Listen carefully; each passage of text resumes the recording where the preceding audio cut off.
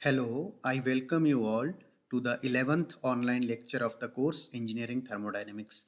In the last lecture, we have introduced a new thermodynamic property which is something known as entropy of the system, and we have tried to define the formulation of entropy with the help of Clausius inequality.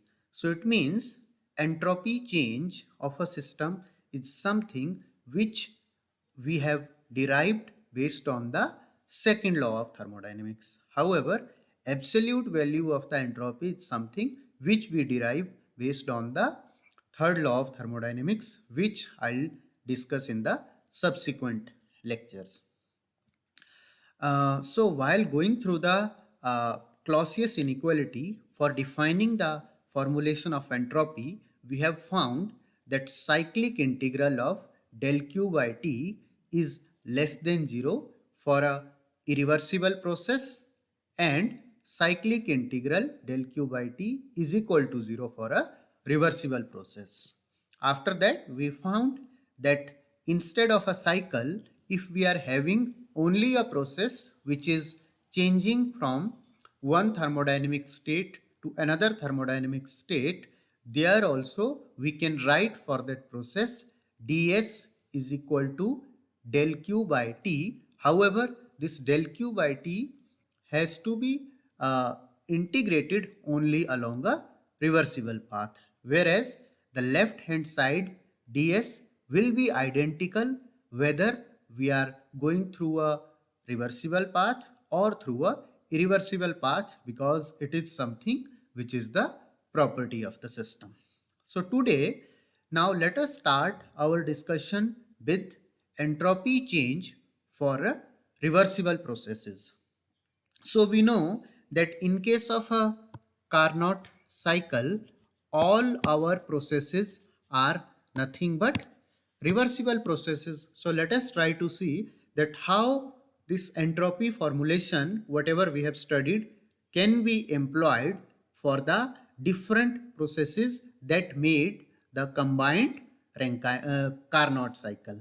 Okay, so what we are having, if I try to draw the Carnot cycle on a PV diagram, our Carnot cycle looks something like this. So this is a process from 1 to 2, and this process is nothing but a isothermal heat addition. Then we are having process 2 to 3.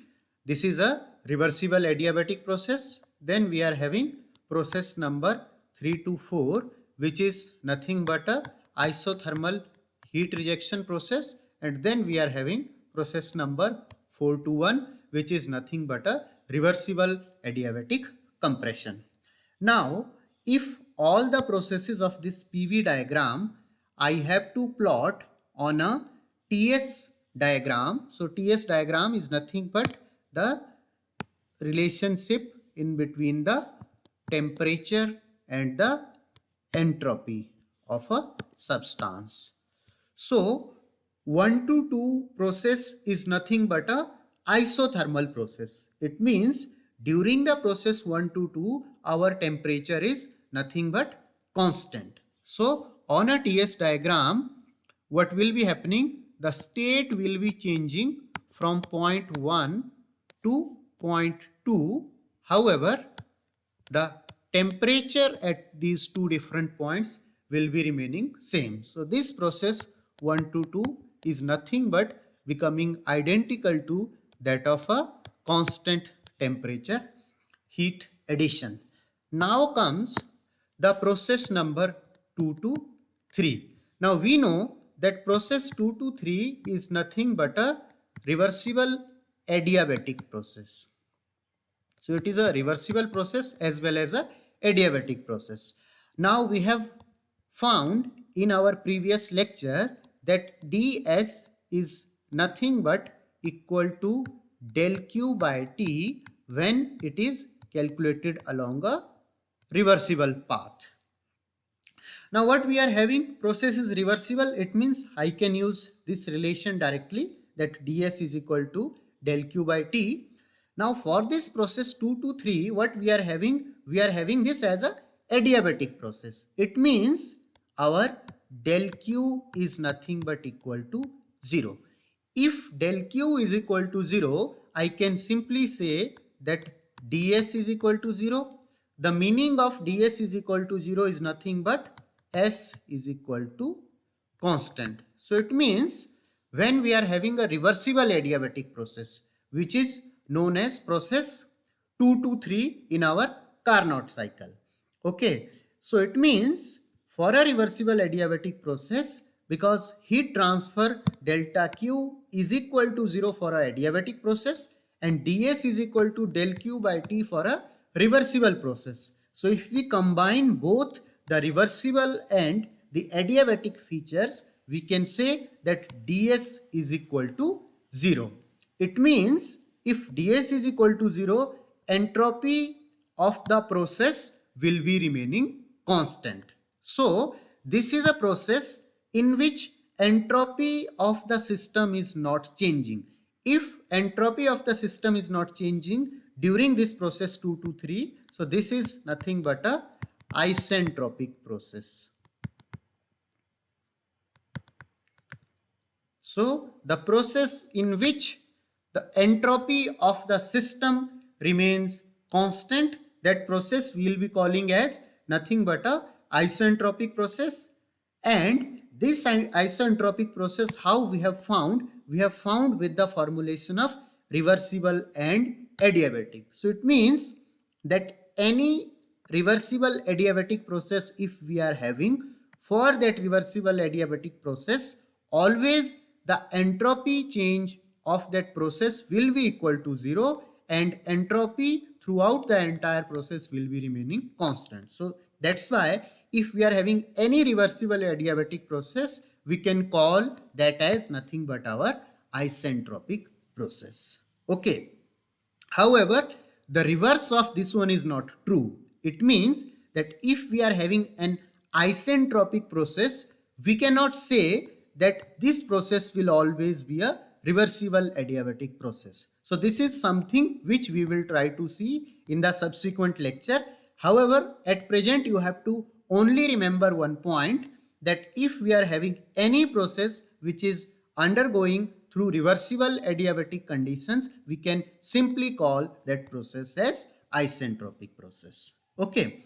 So what we are having over here, the process 2 to 3 in Carnot cycle is nothing but a reversible adiabatic process. So it means for this process 2 to 3, entropy of the system, entropy change of the medium will be remaining constant. So it means 2 to 3 line will be nothing but a vertical line on a TS plot. Okay. Then comes the next process, which is 3 to 4, and 3 to 4 process is nothing but isothermal heat rejection. So once again our temperature will be remaining constant. So this is a state number 4 and this process is nothing but a isothermal heat rejection. And particularly during this 2 to 3 process, we will be getting some amount of output work out of the system. Okay, then what we are having, we also have one process 4 to 1, and this 4 to 1 process is nothing but, this is once again a reversible adiabatic compression process. So over here also from point number 4 to point number 1, our entropy of the system will be remaining constant. And here we have to supply some work input to the system in order to allow this process to happen. So this is nothing but I have plotted all the different processes of Carnot cycle on a TS plot, temperature entropy plot. Now let us try to see each and every process individually. So what we are having a TS plot where we are having 4 processes represented on it, 1, 2, 3, 4, and we are having certain direction of these processes, and over here now the direction is nothing but a clockwise direction. So remember that when we are showing a property diagram and a process on a property diagram, every time we have to mark the direction of the process with the help of this arrow symbol. Okay. So now let us try to take each and every process one by one. So what we are having for process 1 to 2, it is nothing but a reversible isothermal heat addition process. Now we know that ds is nothing but equal to del q by t, and this has to take place through reversible path. So now if I integrate this equation, so integration of ds from 1 to 2 will be nothing but integration of del q by t through the reversible path from point 1 point to 2 point. Now we know that during this process temperature is remaining constant. So simply temperature I can take out. So temperature, say it was nothing but TH, temperature of heat addition. So over here we are having nothing but integration of delta Q from 1 point to 2 point. Now let us consider the integration of ds on the left hand side. It will be nothing but entropy change between point 2 and point 1. So S2 minus S1, and this will be equal to nothing but 1 divided by TH, and integral of delta Q from 1 to 2 is nothing but amount of heat which we have supplied. So the amount of heat supplied is nothing but equal to QH. So over here what we are getting, that for process 1 to 2 our QH is becoming nothing but is equal to TH into S2 minus S1. Now if I try to represent these different property values over this plot, so this is nothing but our temperature TH, and this entropy value corresponding to point 2 will be nothing but our S2, and temperature value corresponding to entropy value corresponding to point 1 is over here as nothing but our S1. So it means this QH is becoming equal to TH into S2 minus S1. So it means your QH is nothing but equal to area under the points 1, 2, S2, S1 and 1.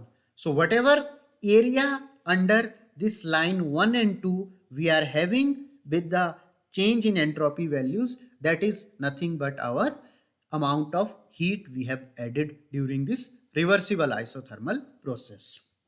Now similarly, let us try to see for the other process number 2 to 3. So what we will be having for process 2 to 3, we will be having nothing but ds is equal to 0.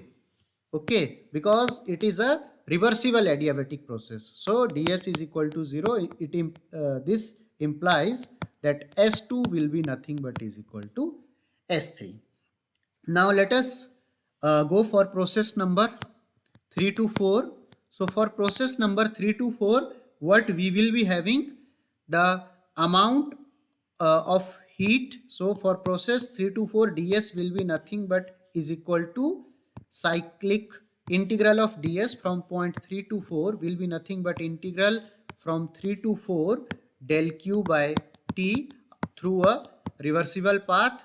So over here what we will be finding, that S4 minus S3 will be nothing but minus of QL divided by TL. So minus sign over here because we are rejecting the heat out of the working medium. So that's why we are having over here sign as minus sign. So this clearly means that QL is nothing but is equal to TL into S3 minus S4. Okay, so this is nothing but equal to area under this portion. Okay, so it means area under TS diagram gives you nothing but amount of heat added or rejected from the system. So, and for next process 421, once again process number 421 is a reversible adiabatic process. So, for that what we will be having? We will be having entropy at point number 4 will be equal to entropy at point number 1. Okay. So now we know that our work produced by the cycle, net work, will be nothing but equal to QH minus QL. Now when we have shown these processes on a TS diagram, we found that QH is nothing but the entire area. This entire area we are having nothing but as QH. However, the hatching with green lines is nothing but the area of QL. So it means what we will be having, the net effect of QH minus QL, which is nothing but area inside this circular loop. Okay, so that area inside the circular loop will be nothing but equal to amount of work done. So let me try to provide the different type of hatching for this one with the black color. So that is something, that area enclosed by our cycle 1, 2, 3, 4 is nothing but representing the net amount of work done we have obtained in a reversible cycle. Okay, so from here we have drawn an important conclusion that amount of heat transfer Q is nothing but equal to area under TS diagram. Okay, so what we are having, area under certain process on TS diagram that gives us whatever amount of heat we are adding to a system or we are rejecting from a system. Okay, so it means the integration of heat transfer, integration of temperature and entropy change over here is giving us nothing but net amount of heat transfer in a process. Okay. Now what we will do, let us try to see some of the important relations when these are represented in terms of thermodynamic properties. So what we will now do, let us try to see some thermodynamic property relations. Okay, so certain relations which we are representing with the help of thermodynamic properties. So we know that our first law of thermodynamics says that del Q minus del W is nothing but is equal to du if we neglect all the changes in kinetic energy and potential energy of the medium. So now we know from our previous discussion that our delta Q is nothing but area under temperature enthalpy diagram, or in other words we know that our ds for a process is nothing but equal to del Q by T, but this will be only true if we are having the process as reversible. So it means for a reversible process I can say that delta Q is nothing but is equal to T into ds, and del W already we know as nothing but is equal to P into dV. Now what we do, now if we substitute these values in our relations, what we will be getting, that TdS over here if we substitute, we will be getting TdS minus P dV. This will be nothing but is equal to du. So now if you try to see over here, this was nothing but the equation of first law of thermodynamics for a closed system. And in this equation, when we have substituted the different property values, now we have found some equation which is entirely in the form of thermodynamic properties. Now if you try to see over here the parameters, what we are having: temperature, entropy, pressure, volume, and this is nothing but the internal energy. So all the parameters are nothing but our thermodynamic properties of the system. So it means from an equation where we were having two terms which were nothing but our path functions, we have deduced the equation by considering the reversible process assumption, and that is giving us nothing but an equation which is purely in the form of thermodynamic properties of the system. So the beauty of this equation is that because it is entirely in the form of only the thermodynamic parameters, so it means this equation is something which will be applicable for both reversible as well as irreversible processes.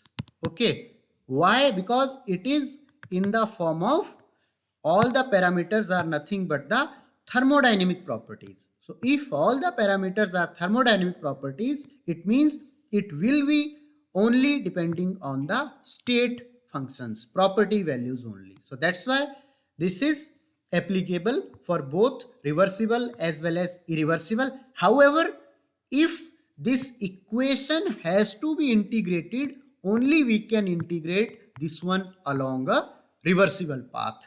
Why? Because this equation has been derived by considering the initial assumption of reversible process. So that's why if we are integrating this equation, the integration of this equation only has to be done along a reversible path. However, if we are only applying this equation between two terminal points 1 and 2, we can directly substitute the property values irrespective of the process, whether it is a reversible or irreversible one. But one thing has to be considered, that the integration of this equation has to be done only along a reversible path. Okay, so this is the first property relation we have derived over here. Now let us try to go for the second property relation. So second property relation, we know that our enthalpy is nothing but equal to U plus P into V, where U is nothing but our internal energy of the system and P into V is something which is known as flow work. Now if I try to take the differential of enthalpy, what will be happening? dH will become nothing but equal to du plus P dV plus V into dP. Okay, so this we are getting over here. Now by considering that H is equal to U plus PV. Now this parameter du plus P dV, from our first law of thermodynamics, we can simply say this is nothing but our what? Del Q.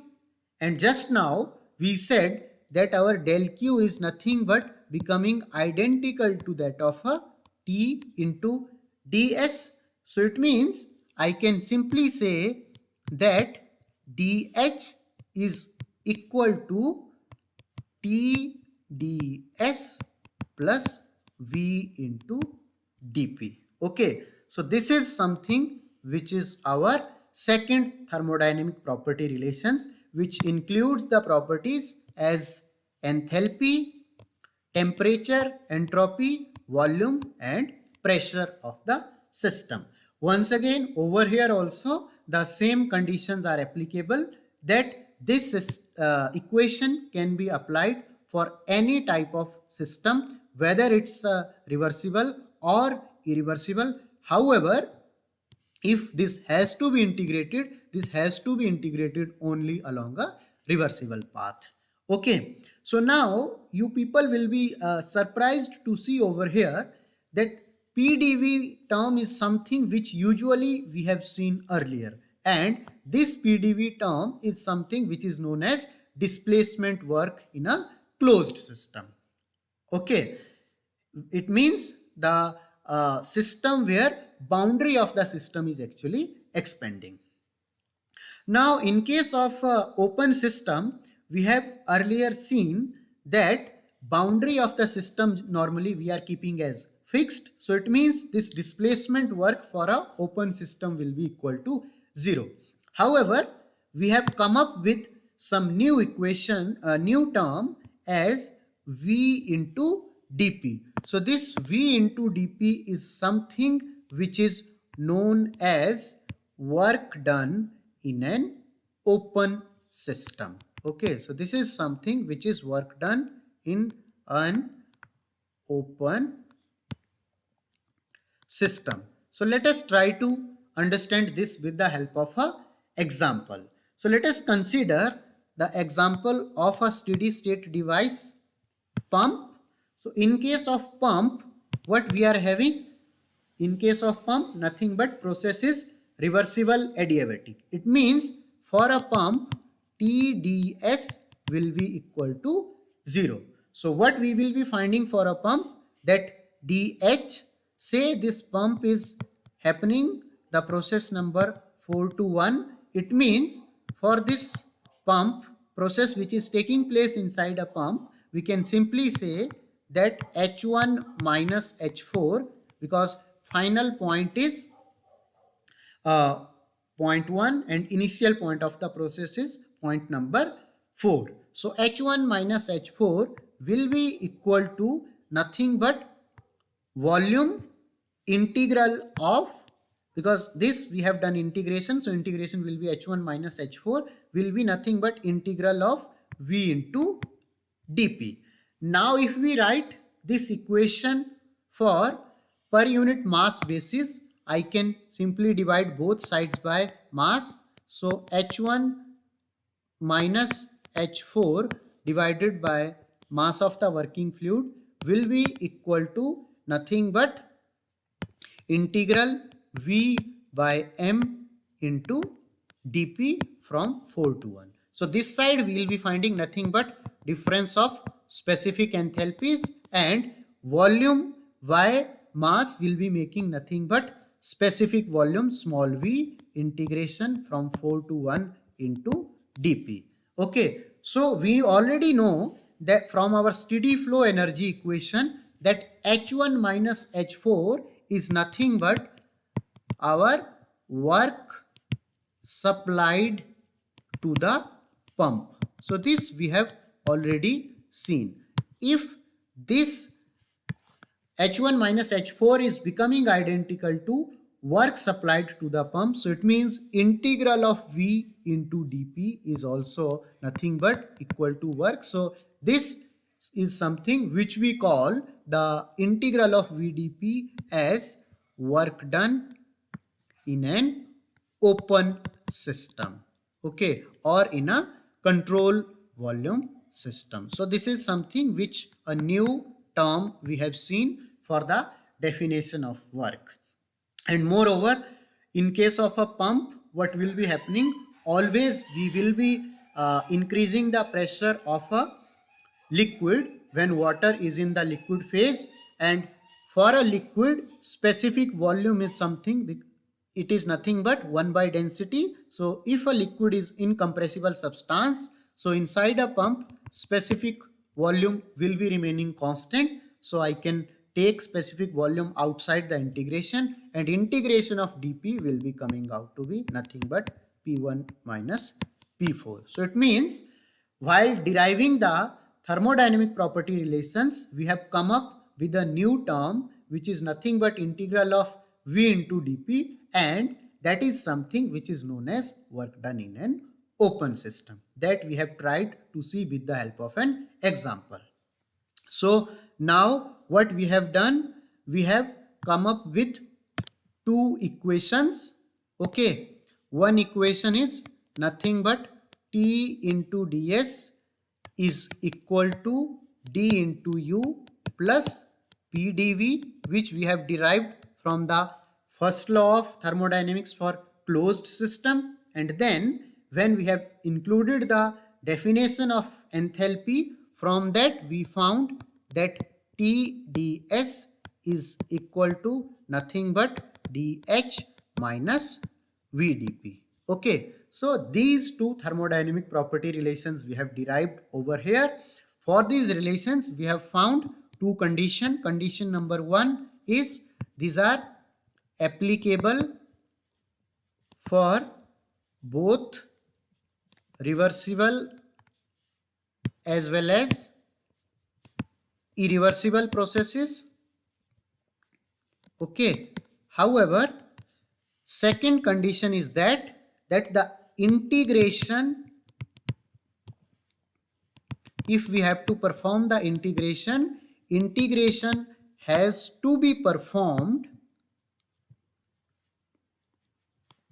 only along reversible path. Okay, because when we have derived these relations, we have started with the condition of reversible process. Okay, and one more point I want to tell over here, these relations are also known as nothing but Gibbs relations. So what we are having in our thermodynamics, we are having, there are four different Gibbs relations. So these are nothing but first two Gibbs relations, part of the Gibbs relations also.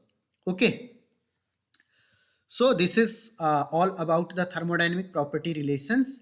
Now, as we know about the thermodynamic property relations, so let us try to deduce the value of entropy for different types of working mediums. So let us consider first as solids and liquid substances.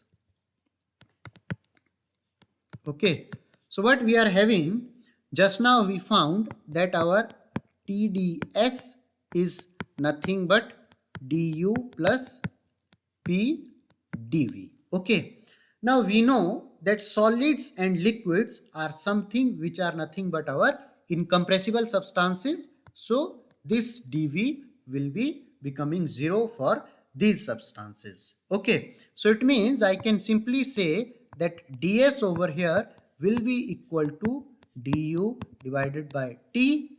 Okay, now du we know that we can write as, for the solids and liquids, because both Cp and Cv are same, so we can simply write as C into dt divided by T.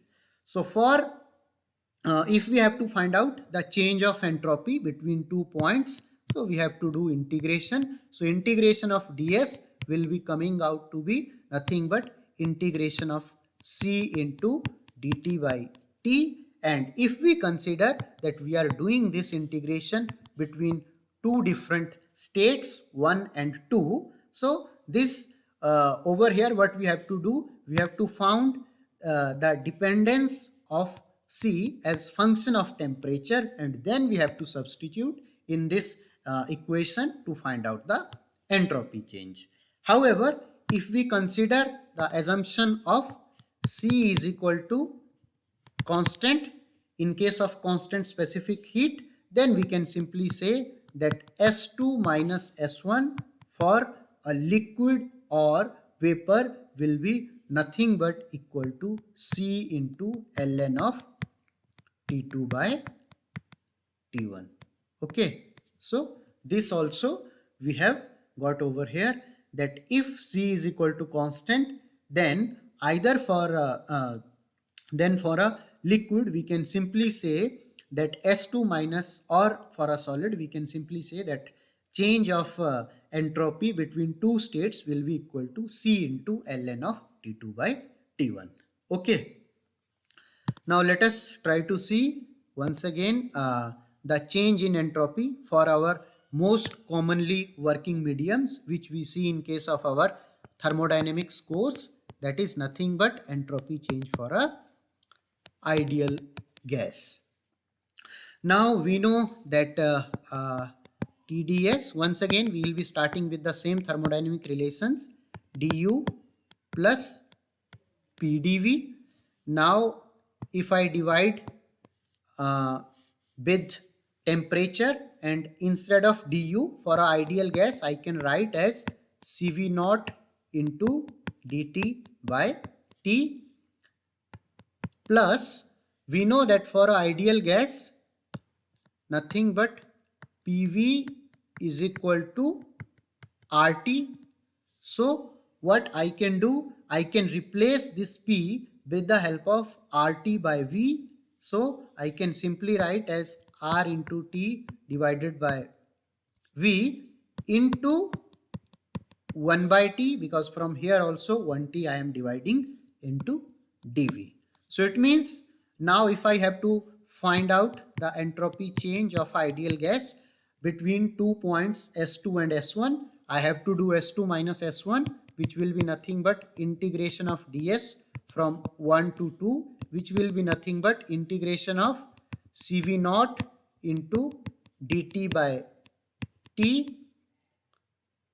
plus R is something which is constant into integration of dV by V. So over here what we will be finding that S2 minus S1 is nothing but equal to integral Cv naught dt by T from point 1 to 2 plus R into ln V2 by V1. Okay, so this is something which we have derived the change of entropy for a ideal gas. Now if we consider that state 1 and 2 are operating within a very small temperature range, for that small range of temperature, if we consider Cv naught as constant, so what I can write simply, if I consider Cv naught as nothing but equal to constant, which will be only true if we are operating in small range of temperature. So for that our S2 minus S1 will be becoming nothing but Cv naught is constant and ln of T2 by T1 plus R into ln of V2 by V1. Okay. And apart from this, we also have another thermodynamic relation which says that T into ds is nothing but equal to dH minus V into dP. So once again over here also we can write ds is equal to dH by T minus V by T into dP, and considering PV is equal to RT, we can replace V by nothing but RT divided by P. So if we consider this equation and try to find out the change of entropy S2 minus S1, that will be coming out to be nothing but integration of Cp naught into dt by T from point 1 to 2. Okay, and over here instead of plus sign now we are having minus sign. So minus, and in place of V I am substituting as RT by P into 1 by T we were having already and dP. So this will be telling us S2 minus S1 as nothing but equal to integration from 1 to 2 Cp naught into dt by T minus R is once again constant ln of P2 by P1.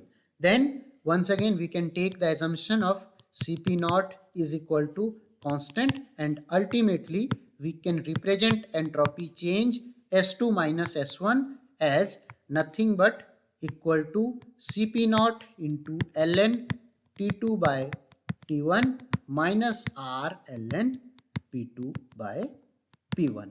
Okay, so like these two different relations we have found for change of entropy from our two different thermodynamic property relations for a ideal gas. Okay, now one more important point we can see over here that if we are having a process as nothing but a isentropic process, for that what will be happening. So now for the ideal gas we have already got to know the relations. Now let us consider if our process including ideal gas and it is nothing but a isentropic process. So for isentropic process, what will be happening? For isentropic process between two state points, S1 will be equal to S2. In that case, what will be happening? CV naught into ln of T2 by T1 plus R into ln of V2 by V1 will be becoming equal to 0. Or simply I can say that CV naught into ln of T2 by T1 is equal to R into ln of V1 by V2. So I am doing two transformations over here.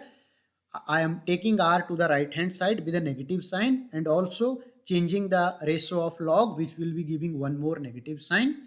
So I can simply say that ln of T2 by T1 is equal to R by CV naught into ln of V1 by V2, which I can simply write as ln of T2 by T1 will be nothing but equal to ln of V1 by V2, and whatever this R by CV naught we were having over here, this I can represent as nothing but power. Okay, so that power will be becoming as nothing but R divided by CV naught. So now both sides we can take anti-log and we will be finding that T2 by T1 is equal to nothing but V1 by V2 and power R divided by CV naught. Now we know that R is nothing but Cp minus Cv. So I can write V1 by V2 as Cp naught minus Cv naught divided by Cv naught, and what ultimately we will be getting that T2 by T1 is nothing but equal to V1 by V2. This ratio of Cp by Cv naught will be equal to K, and this ratio of Cv naught by Cv naught will be equal to nothing but -1. So it means if I take T2 by T1 over here, it is becoming nothing but V1 by V2 raised to power K minus 1, where this K is nothing but what we are having over here. K is nothing but Cp naught divided by Cv naught, and its value is 1.14 for majority of the adiabatic processes. And already we have started with the definition of a process which is nothing but our actually reversible adiabatic process. So for a reversible adiabatic process, we found that T2 by T1 is becoming V1 by V2 raised to power K minus 1. This is something which we have got from our first property relation. Now if we try to see from the second property relation, what will be happening? From the second property relation, what we know that S2 minus S1, which is equal to 0, will be nothing but Cp naught into ln T2 by T1 minus R into ln P2 by P1. So over here we will be finding that ln T2 by T1 will be becoming nothing but ln of P2 divided by P1 raised to power R divided by Cp naught. Okay, so over here simply I can say that T2 by T1 is nothing but equal to P2 divided by P1 raised to power Cp naught minus Cv naught divided by Cp naught, which is coming out to be P2 by P1 raised to power 1 minus 1 divided by K. It means your T2 by T1 is coming out to be nothing but P2 divided by P1 raised to power K minus 1 divided by K. Okay. So these are the two relations which we have derived for reversible adiabatic processes from the thermodynamic property relations. Now in both the relations, left hand side is same, T2 by T1, and over here also we are having T2 by T1.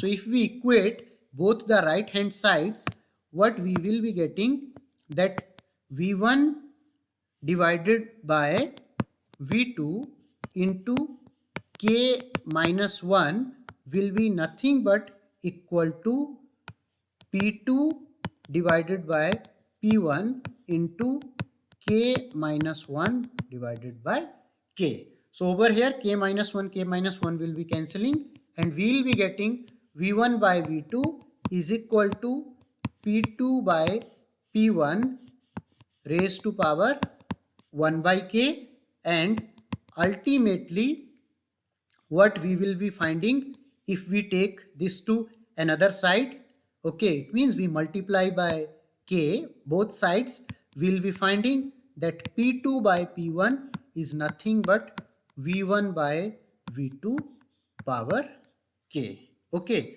so over here if we try to see, what we are getting, nothing but P2 V2 power K is becoming equal to P1 V1 power K, where K is nothing but Cp naught divided by Cv naught. So while we have discussed about the polyentropic processes, we have defined that for a polyentropic process, PV power n is equal to constant, and for different variations of n, we were having different types of processes, where we found that we have written earlier that when n becomes k, that process is nothing but our adiabatic process. But we were not knowing the proof of this term.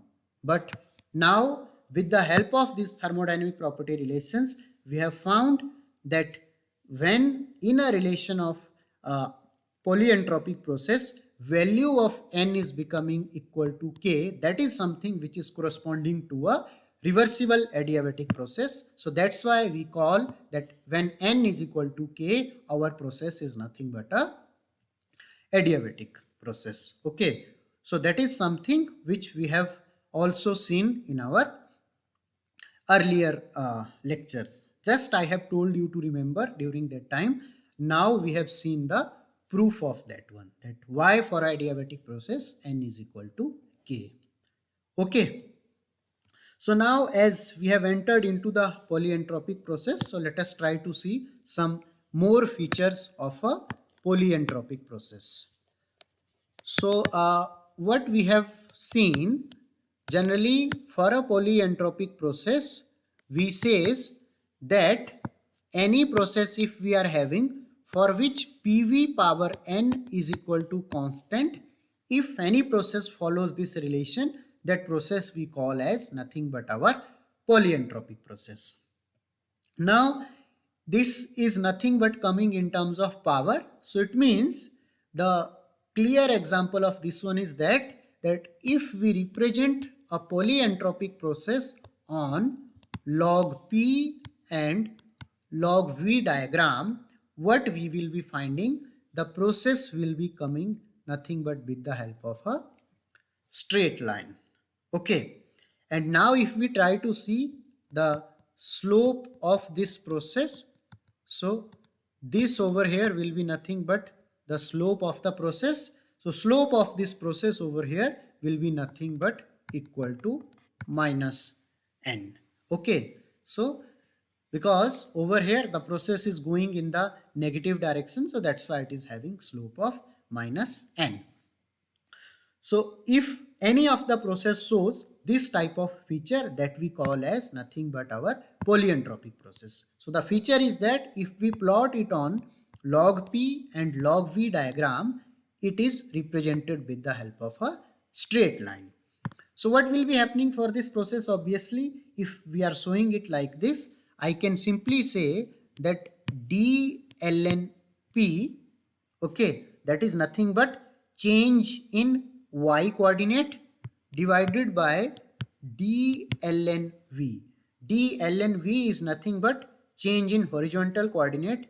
If that is equal to minus n, because change in y divided by change in x will be nothing but slope of the system, slope of the line. Now if this slope is equal to minus n, and if we integrate this equation, then normally we get pv power n is equal to constant. So this is the fundamental feature of the polyentropic process, that for a polyentropic process what happens, if we plot it on a ln p and ln v plot, it shows nothing but a straight line. Okay. Now we have already seen that for different values of n, if we plot on a PV diagram, we found that n is equal to 0 is nothing but corresponding to a isobaric process. So this is something which is nothing but our n equal to 0 line. Then we also found that if we are having n is equal to plus minus infinity, then we are having a constant volume line isochoric process. So this is nothing but n is equal to plus minus infinity. Then we also found that if we are having n equal to 1, then our line is something like this on a PV plot. So n is equal to 1 is nothing but corresponding to a isothermal process. Then we also found that if our n is equal to k, then our process is something like this. So where n is equal to k is nothing but corresponding to a adiabatic process. So for a reversible adiabatic process, we will be finding nothing but our process as isentropic.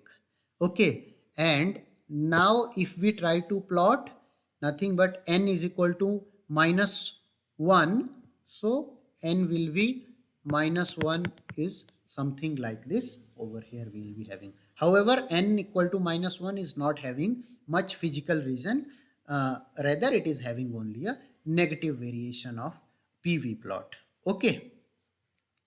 So if same processes, because now we have come up with a new thermodynamic property that we call as the entropy of the system. So if all these different generalized polyentropic process, if we try to represent on a diagram which is nothing but the temperature and entropy diagram, then we can say that a constant line will be represented nothing but for a isothermal process. So for a isothermal process, n is equal to 1.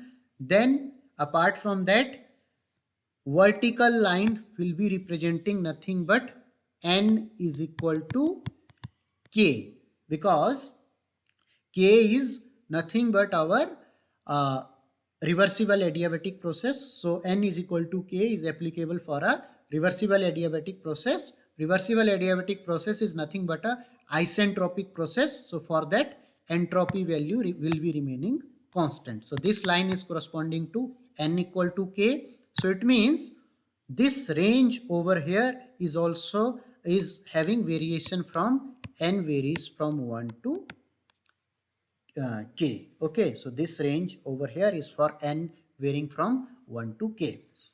Now if we plot for different other processes, so constant volume process, we already know that n is equal to infinity. So this line is corresponding to n is equal to infinity, which is nothing but a constant volume process on a on a TS diagram. And one more process we are having, isobaric process. So for isobaric process, n is equal to 1. So this line over here is corresponding to n is equal to 1 isobaric process on a TS plot. Okay.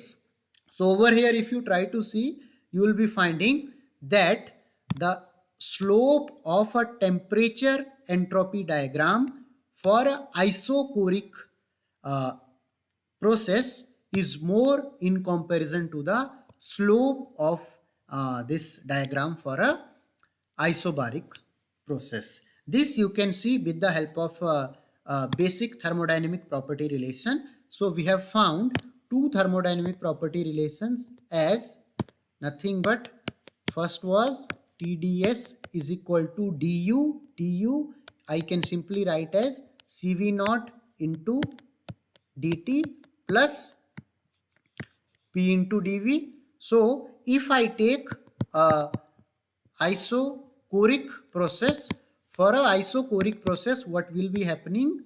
Our dV will be equal to 0. So I can simply write that dt divided by ds will be nothing but equal to T divided by Cv naught. Now if I use the second property relation, considering second property relation, I can write TdS as equal to nothing but Cp naught into dt minus Vdp. Now for a isobaric process, what we are having, dP is equal to 0 for a isobaric process. So it means I can write that TdS is nothing but Cp naught into dt. So from here, what I will be finding, that dt by ds is nothing but equal to T divided by Cp naught. Now we already know, so this dt by ds is nothing but for a constant pressure process. And in the previous slide, this was nothing but for a constant volume process. Okay. So we already know that Cp naught is greater than Cv naught, and Cp naught is appearing in the denominator. So ultimately I can say that dt divided by ds for a constant volume process will be greater than dt divided by ds for a constant pressure process. So it means on a TS plot, the slope of any process line for constant volume process will be more in comparison to that its slope for a constant pressure process. So that is something which I have done in slide number 21. So when I have represented a isobaric process, so I have drawn it with the less slope. When I did it for a isochoric process, I have drawn it with a steeper slope. Okay. So what I will be doing, I will stop at this point, and we will try to see the remaining concepts of the entropy in our next lecture. See you all in the next lecture.